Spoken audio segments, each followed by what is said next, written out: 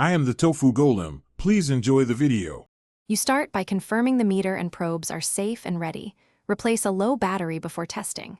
Next, plug the black lead into COM and the red lead into the V/Omega/Emma jack, because correct jacks prevent damage.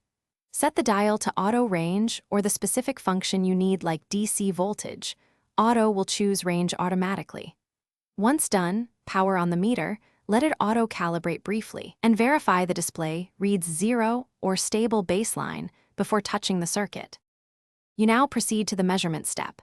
Make firm contact with probe tips and steady your hands to avoid slips that cause shorts. If measuring voltage, place probes parallel to the component.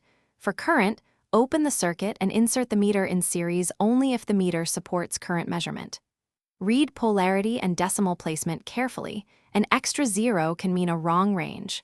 Once measured, record values and switch the dial between modes only after removing probes to prevent accidental damage.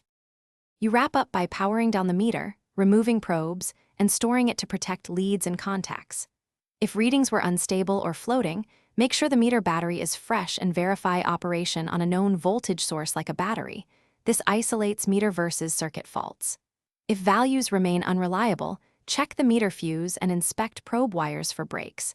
Replacing a blown fuse or damaged lead often restores accuracy. Finally, make a quick retest to confirm the fix before relying on measurements. Thanks for watching. Consider subscribing if we helped you today.